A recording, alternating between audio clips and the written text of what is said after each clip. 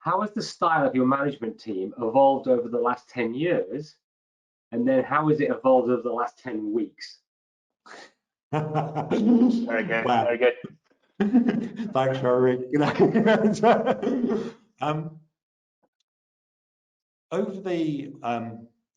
Over the last sort of 10 years, I mean, we've seen a shift in the business, probably over a longer period of that, but still as part of that sort of period of actually taking the business from being owner managed, you know, and having that type of feel to it, to it being a larger organization.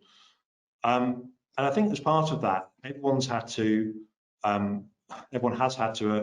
adapt that style.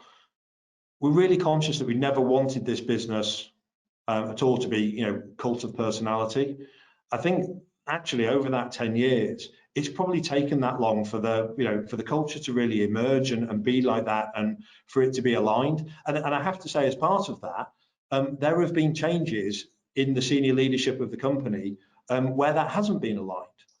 And I know that can be a tough thing sometimes, but actually, to get that strength, to get that depth of culture, that's what's been required sometimes. So, you know, it's gone through some change in order to be able to do that. We've talked a lot about just how authentic that you know, management needs to be, that people need to be able to relax into it. It said this idea that our management has moved away from process and control to that actually is being able to trust in the culture to get things done. And that's really important, because one of the other points there is that our culture needs to, I'll talk, you know, so about me personally. The culture is what will outlast me. At the point, whatever that is, that I don't exist within the business, it's the culture will take over. I am part of that. I am just part of that culture. That culture will outlast me, and it will continue, and that's really important to us. But actually going through that process and accepting that has actually been really tough, and the way that everyone's had to act, to the level of communication and things has changed immeasurably. What the last 10 weeks has done has been a really great reminder, of what that actually means. Because I think there are times we slip into bad habits. We get lazy around communication. We make too many assumptions around what somebody's doing and how they're doing it.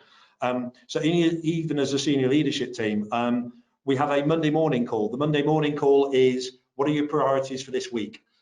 We have a Wednesday call. Our Wednesday call is the one where we focus on what's actually going on with Corona and what announcements we've had from government and those types of things. And on Friday morning, as a senior leadership team, we have a Feel Good Friday call. And that's, hey, what's been great during the week? The use of the word but on that call is banned. So there's no, oh, we did this, but not allowed. So actually, us getting into that and really picking that kind of level of communication up again has been really important. So for the last 10 weeks, it's been a great reminder, and we've put a number of things in there that we know will you know, kind of continue after that as well.